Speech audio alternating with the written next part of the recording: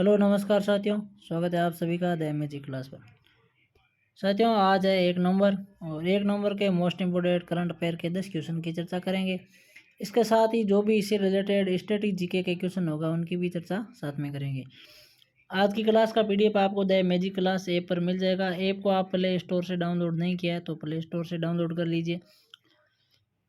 इस क्लास को आप पूरी देखना, छोटी सी क्लास होगी 10 मिनट की और 10 क्वेश्चन की चर्चा करेंगे। क्लास अच्छी लगे तो आप कमेंट के अंदर ज़रूर लिख के देना, आप बताना कैसी लगी। और चैनल को सब्सक्राइब नहीं किया तो आप सब्सक्राइब भी कर दीजिए और क्लास को आप सभी दोस्तों को एक बार शेयर भी ज़रूर कर दीजिए। दोस्तों स्टैटिक जीके स्पेशल की जब मैंने जो वर्ल्ड जियोग्राफी की क्लास एक अपलोड की थी सौरमंडल और ग्रह की, वो क्लास कैसी लगी आप वो भी मुझे कमेंट के अंदर बताएं कि उस क्लास का जो कंटेंट था मैंने लगभग उसके अंदर पूरा करने की कोशिश की थी, तो वो भी आप मुझे ज़रूर बताएं। चलो साथियों शुरू करते हैं अपनी क्लास और जो भी साथ में होगा आगे एक्स्ट्रा चर्चा करते रहेंगे। आज की क्लास का पहला क्वेश्चन, क्लास को एक बार शेयर ज़रूर कर देना। हाल ही में सरदार वल्लभ भाई पटेल की 143वीं जयंती कब मनाई गई थी?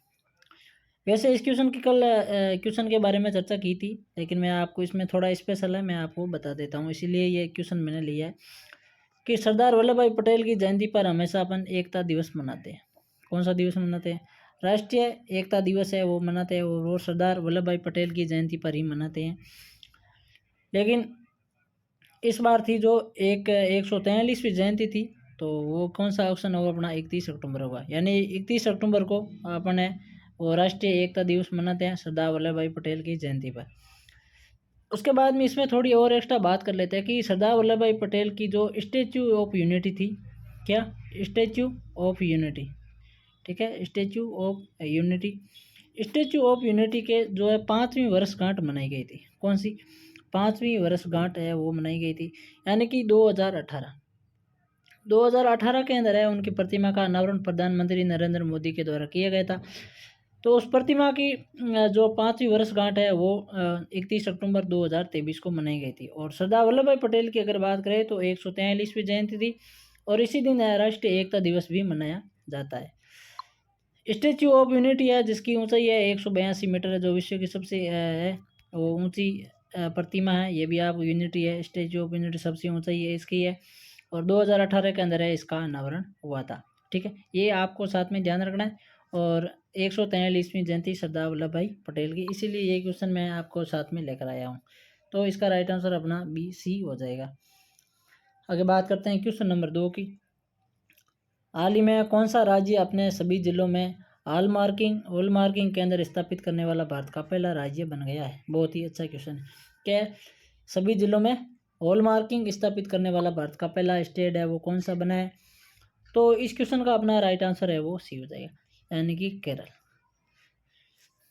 केरल राज्य अपने टोटल 14 जिले हैं केरल राज्य के अंदर।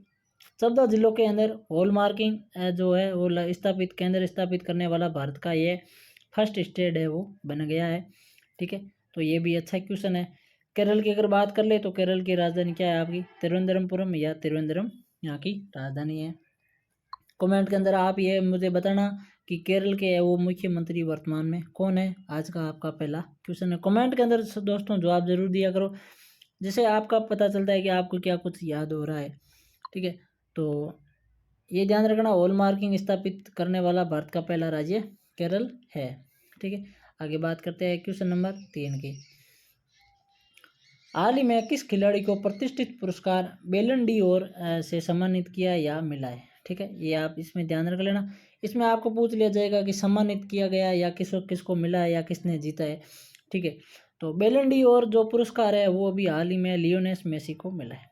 किसको मिला है? लियोनेल मेसी को ये मिला है। लियोनेल मेसी को 8वीं बार, कितनी? 8वीं बार बेलन डी और का पुरस्कार है उसे सम्मानित किया गया। ध्यान रखना, 8वीं बार है लियोनेल मेसी को इस पुरस्कार से सम्मानित किया गया है।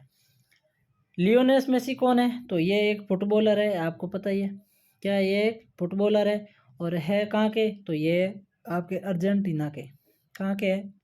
अर्जेंटीना के है। अर्जेंटीना के है लियोनेल मेसी और इनको वो है बेलन डी और का 8वीं बार अभी 2023 का ये पुरस्कार टोटल मिला के इनको 8वीं बार पुरस्कार मिला है। अभी थोड़ी बात कर लेते हैं इनको इनसे पहले कब कब मिला था। भाई टोटल इनको है बेलन डी और को है वो 8वीं बार इस बार अगर पुरस्कार मिला है लियोनेल मेसी को। तो 8वीं बार कौन कौन से है वो मैं आपको बता देता हूँ थोड़ा। सबसे पहले 2009 में मिला था, उसके बाद में 2010 में मिला था, सॉरी 2011 के अंदर मिला था, उसके बाद में 2012 में मिला था, उसके बाद में 2015 में मिला था, और उसके बाद में 2019 में मिला था, और उसके बाद में 2021 में मिला था, और अभी 2023 में मिला है। यानी कि टोटल मिला के लियोनेल मेसी को बेलन डी और का है वो इस बार से लेकर टोटल 8वीं बार है इस बार का इनको ये पुरस्कार मिला है। और ये अर्जेंटीना के है और एक प्रसिद्ध फुटबॉलर खिलाड़ी है। पुरुषों के अंदर इस बार का जो है पुरस्कार है वो लियोनेल मेसी को मिला है। और एक और साथ में इस बार आप ध्यान रख लेना कि महिला महिला में बेलन डी और का जो पुरस्कार मिला है वो मिला था आपका एताना, क्या नाम है, एताना एताना बोनमाटी। मैं यहाँ लिख लेता हूँ, ध्यान रखना, बेताना एताना बोनमाटी। ठीक है, तो ये आपको थोड़ा ध्यान रखना है। महिला के अंदर बेलन डी और 2023 का जो पुरस्कार है वो एताना बोनमाटी है, इनको मिला है। और ये कहाँ की है, ये स्पेन की है। कहाँ की थी, ये स्पेन की थी, और इनका नाम क्या है, एताना एताना एताना बोनमाटी। यहाँ लिख लेता हूँ, बोनमाटी।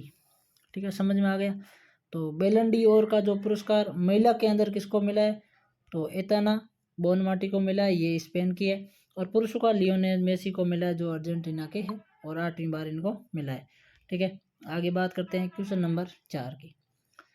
हाल ही में किस राज्य ने मेरा आउचोंगबा उत्सव मनाया, क्या नाम है, मेरा आउचोंगबा उत्सव है वो किस राज्य में मनाया गया है।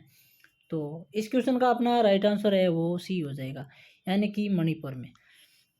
मणिपुर में अभी मेरा आउचोंगबा है वो महोत्सव मनाया गया था। और मणिपुर की अगर बात करें तो मणिपुर की राजधानी है वो इम्फाल है। ठीक है, ये आपको ध्यान रखना है। और मणिपुर के जो मुख्यमंत्री है वो कौन है, एन बीरेन सिंह है। कौन है, एन बीरेन सिंह, ये आपको ध्यान में रखना है साथ में। ठीक है, तो मेरा आउचोंगबा महोत्सव कहाँ मनाया गया, मणिपुर, राजधानी इम्फाल, और मुख्यमंत्री का नाम एन बीरेन सिंह, ये आपको ध्यान में रखना है। आगे बात करते हैं क्वेश्चन नंबर 5 की। क्वेश्चन नंबर 5 क्या कह रहा है, हाल ही में 37वें राष्ट्रीय खेलों में ज्योति आराज ने 100 मीटर की दौड़ में कौन सा पदक जीता है। राष्ट्रीय खेल 37वां राष्ट्रीय खेल अभी चल रहा है, और ये कहाँ चल रहा है, गोवा में चल रहा है। ठीक है वो, और इसका जो उद्घाटन था वो किसने किया था, प्रधानमंत्री नरेंद्र मोदी के द्वारा किया गया था, गोवा की राजधानी पणजी के अंदर। तो उसके अंदर अभी ज्योति आराज ने 100 मीटर की दौड़ में कौन सा पदक जीता था, तो इसका राइट आंसर होगा आपका बी, यानी गोल्ड मेडल। ज्योति आराज जी है जिन्होंने एशियाई गेम्स के अंदर ही जो है 100 मीटर की दौड़ के अंदर है और रजत पदक जीता था। और इस बार इन्होंने राष्ट्रीय खेलों के अंदर है गोल्ड मेडल है प्राप्त किया है। तो इसका राइट आंसर आपका बी हो जाएगा, आपको ध्यान में रखना है। ज्योति आराज जी एशिया खेलों में रजत पदक और राष्ट्रीय खेलों के अंदर स्वर्ण पदक जीता है। आगे बात करते हैं क्वेश्चन नंबर 6 की। हाल ही में जाहिद हुसैन ने दक्षिण कोरिया में चल रहे एशियाई शूटिंग चैंपियनशिप में कौन सा पदक जीता है, बहुत ही अच्छा क्वेश्चन है। सबसे पहले एशियाई शूटिंग चैंपियनशिप कहाँ चल रही है, दक्षिण कोरिया के अंदर चल रही है। पहली बात तो ये ध्यान में रखनी, क्या है, साउथ कोरिया के अंदर एशियाई शूटिंग चैंपियनशिप चल रही है। उसके अंदर जाहिद हुसैन ने शूटिंग के अंदर कौन सा, निशानेबाजी के अंदर है, कौन सा पदक जीता है। ठीक है, तो इस क्वेश्चन का अपना राइट आंसर हो जाएगा ए, यानी स्वर्ण पदक, गोल्ड मेडल, गोल्ड मेडल। ठीक है, इन्होंने जीता है। जाहिद हुसैन कहाँ के हैं, तो जाहिद हुसैन अपने जम्मू कश्मीर के हैं, ध्यान में रखना है। कहाँ के हैं, भारत के, ये जम्मू कश्मीर के रहने वाले जाहिद हुसैन, जिन्होंने दक्षिण कोरिया के अंदर एशियाई शूटिंग चैंपियनशिप में गोल्ड मेडल जीता है। ये आपको ध्यान में रखना है, बहुत ही मोस्ट इंपोर्टेंट क्वेश्चन है। आगे बात करते हैं क्वेश्चन नंबर 7 की।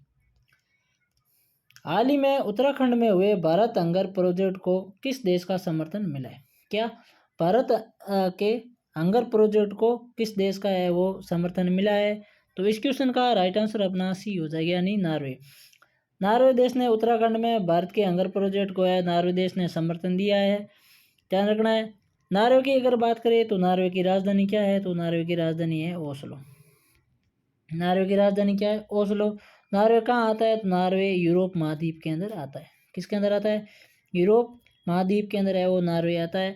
उसके बाद में यहाँ की अगर करेंसी की बात करें तो यहाँ है नॉर्वेजियन क्रोन, यहाँ की करेंसी है, यहाँ की मुद्रा है। क्या नाम है? नॉर्वेजियन क्रोन यहाँ की मुद्रा है।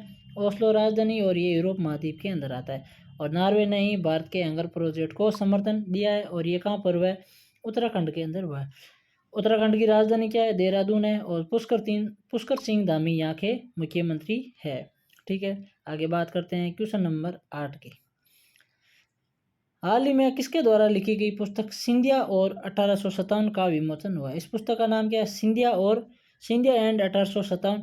इस पुस्तक का विमोचन किया है हुआ अभी। ये किसके द्वारा लिखी गई है? तो इस क्वेश्चन का राइट आंसर अपना है वो सी हो जाएगा, नहीं, डॉक्टर राकेश पाठक। बहुत ही मोस्ट इम्पोर्टेंट क्वेश्चन है। डॉक्टर राकेश पाठक के द्वारा सिंधिया एंड 1857 पुस्तक है वो लिखी गई है। ये आपको साथ में ध्यान रखना है, बहुत ही अच्छा मोस्ट इम्पोर्टेंट क्वेश्चन है। आगे बात करते हैं क्वेश्चन नंबर 9 की। 37वें राष्ट्रीय खेलों का अधिकारक प्रायोजक किसे बनाया है? क्या है? 37वें राष्ट्रीय खेल 2022 के 2023 में चल रहा है, और ये कहाँ चल रहा है? अभी गोवा के अंदर चल रहा है, आपको पता ही है। और ये इसका अभी कौन सा संस्करण है, ये भी आप कमेंट के अंदर मुझे बताना। ठीक है, कौन सा संस्करण है ये आप कमेंट के अंदर बताओगे। इसके अंदर मैं आपको बता देता हूँ कि 37वें राष्ट्रीय खेलों का जो आधिकारिक प्रायोजक है वो कौन है? वो है पेटीएम। क्या है? पेटीएम है। पेटीएम को अधिकारक प्रायोजक बनाया है 37वें राष्ट्रीय खेलों का। संस्करण कौन सा है आप कमेंट में बताओगे। ये गोवा के अंदर अभी चल रहे हैं, ये आपको सबको पता है। तो राइट आंसर आपका सी हो जाएगा, पेटीएम आधिकारिक प्रायोजक 37वें राष्ट्रीय खेलों का। उसके बाद में बात करते हैं क्वेश्चन नंबर 10 की। हाल ही में भारत सरकार ने किस देश के साथ नौसेना के लिए 26 राफेल खरीदने का समझौता किया है? बहुत ही वेरी वेरी इंपॉर्टेंट। अभी आपको पता है कि राफेल जो भारत ने है वो किस देश से खरीदे है? काफ़ी टाइम पहले ये चर्चा में रहा था, तो आप सबको पता है फ्रांस के से खरीदे हैं। किसे? फ्रांस से।